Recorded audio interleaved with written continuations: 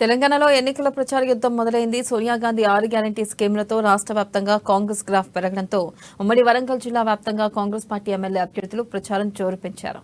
ఈ నేపథ్యంలో వరంగల్ తూర్పు నియోజకవర్గంలోని గడప గడప తిరుగుతున్న వరంగల్ తూర్పు ఎమ్మెల్యే అభ్యర్థి కొండా సురేఖతో మా ఉమ్మడి వరంగల్ జిల్లా ప్రతినిధి స్వామి ఫేస్ టు ఫేస్.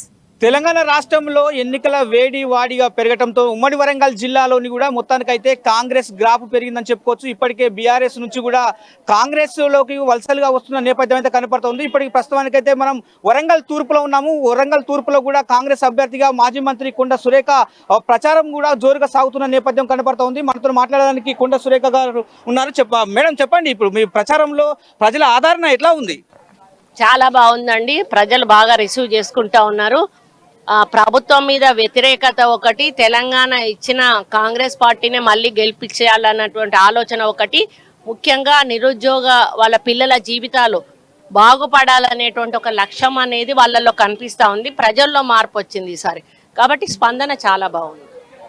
మేడం, మీ అంటే కొండ సురేఖ అంటే ఒక గతంలో ఫేర్ బ్రాండ్ ఉన్నది. ఆ ఫేర్ బ్రాండ్ కూడా ఇవాళ రావడానికి కూడా బీఆర్ఎస్ నేతలు వస్తున్న నేపథ్యం ఉన్నది. మీరు ఎలా ఫీల్ అవుతున్నారు? 100% ఇక్కడ బీఆర్ఎస్ వాళ్ళని కదిలిచ్చిందే మేము కదా. అప్పుడు ఆ రోజు మాతో పాటే మేము టీఆర్ఎస్లోకి పోయినప్పుడు వచ్చిన వాళ్ళే. ఆ రోజు మేము మళ్ళీ పరకాలకి వెళ్ళాం కాబట్టి వాళ్ళు ఆ పార్టీలో కొనసాగారు. మళ్ళీ మేము వరంగల్ వస్తామో రామో అటే ఉంటామని చెప్పి వాళ్ళు అనుకున్నారు.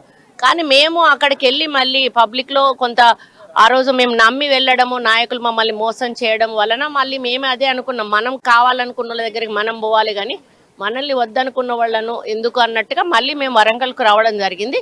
కాబట్టి మాకు టికెట్ డిక్లేర్ అవుతుందా అవ్వదా అని ఇన్ని రోజులు కూడా సందిగ్ధంలో ఉన్నప్పుడు మేము కూడా ఎవరిని కదిలేయలేదు. మా కార్యక్రమాలు మేము చేసుకుంటూ వెళ్ళాము. ఎప్పుడైతే టికెట్ డిక్లేర్ అయిందో అప్పటి నుంచి మనకు వలసలు పెద్ద ఎత్తున పెరిగిపోయాయి.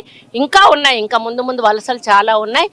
వార్ వన్ సైడ్ అన్నట్టుగా తప్పకుండా కాంగ్రెస్ పార్టీ మెజారిటీ చాలా భారీ మెజారిటీ తోటి గెలవబోతా ఉంది. మేడం చెప్పండి, తూర్పు నియోజకవర్గంలో 2 రోజుల పాటు కూడా మీరు గడప గడప తిరుగుతున్న నేపథ్యం కనపడుతుంది. తూర్పు నియోజకవర్గంలో మీరు ఎలాంటి సమస్యలు గుర్తించారు? మరి తూర్పు ప్రజలకు మీరు ఏం సమాధానం చెప్పబోతున్నారు? నేను వారం అవుతుందండి తిరగబట్టి, 2 రోజులు కాదు. గడప గడపకి నేను ఒక రోజు కొంచెం సెలవు తీసుకున్నాను.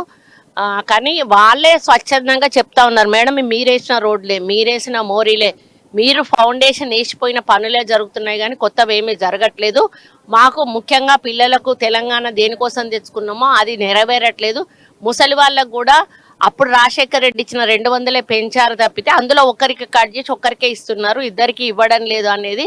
ఇండ్లు మేము డబుల్ బెడ్రూమ్ ఇండ్లు ఎవరం అడిగాము, మాకు స్థలాలు ఉన్నాయి 50 గజాలు 80 గజాలు ఉన్నప్పుడు మాకు ఒక చిన్న షెడ్ అన్న ఒక 3 లక్షలు ఇచ్చినా కూడా మేము వేసుకొని బతికే వాళ్ళం కదా అని చెప్పి వాళ్ళు విస్తుపోతా ఉన్నారు. ఈరోజు తెలంగాణ ఎవరి కోసం వచ్చింది, ఎందుకోసం వచ్చింది, మా బతుకులు ఏం బాగుపడ్డాయని వాళ్ళే వాళ్ళ సమస్యలను చెప్తా ఉన్నారు. కాబట్టి ఈరోజు మేము కొత్తగా వాళ్ళకి ఎక్స్ప్లెయిన్ చేయాల్సిన అవసరం లేదు. వాళ్ళు ఏదైతే తెలంగాణ వస్తే మాకు జరుగుతుందని ఎక్స్పెక్ట్ చేశారో అందులో వాళ్ళు ఎక్స్పెక్ట్ చేసిన దాంట్లో 0 డెవలప్మెంట్ వాళ్ళకి జరిగింది. అందుకని వాళ్ళు ఈరోజు చాలా వ్యతిరేకతతో ఉన్నారు ప్రభుత్వానికి. ఖచ్చితంగా కాంగ్రెస్ పార్టీ గెలుపు కోసం కృషి చేస్తున్నారు వాళ్ళు. ఇప్పుడు ముందు 6 గ్యారంటీలను ప్రవేశపెట్టడానికి కారణం ఏదంటే అది నిరుపేదలకు గ్రౌండ్ లెవెల్లో వాళ్ళకి దృష్టికి వెళ్ళాలని. ఇంకా మా మేనిఫెస్టో ముందు ఉంది. ఆ మేనిఫెస్టో వచ్చిన తర్వాత ఇంకా అసలు రియాక్షన్ అనేది పబ్లిక్ లో ఉంటది.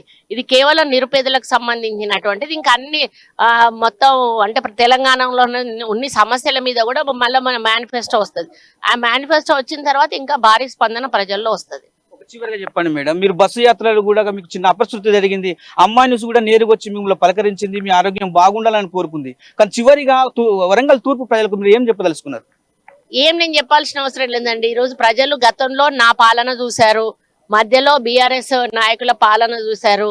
ఈరోజు నా పాలన ఎంత ప్రశాంతంగా ఉంది, బీఆర్ఎస్ పాలన ఎంత భయంకరంగా ఉంది, ఏం అనుభవించారో మీకు తెలుసు. మళ్ళీ ప్రశాంతమైన పాలన, అభివృద్ధి, సంక్షేమం కావాలంటే నాకు ఓటేయమని చెప్పడం జరుగుతుంది. Thank you madam. మొత్తానికి చూసుకుంటే కొండా సురేఖ తూర్పు నియోజకవర్గంలో కూడా ఉన్న సమస్యలను వెలికితీసి పరిష్కరించే మార్గంలో కూడా దంపతులు మాజీ మంత్రి కొండా సురేఖ ఉంటున్న నేపథ్యం అయితే కనపడుతుందని చెప్పుకోవచ్చు. ఇప్పటికే కొండా సురేఖకు వరంగల్ తూర్పు నియోజకవర్గంలో ఎనలేని ఆరాధన కూడా ప్రజల నుంచి లభిస్తుందని చెప్తున్న పరిస్థితి కనపడుతుంది. ఇది మాత్రము వరంగల్ తూర్పులో జరుగుతున్న కాంగ్రెస్ పార్టీ ఆదరణ అని చెప్తున్న కొండా సురేఖ.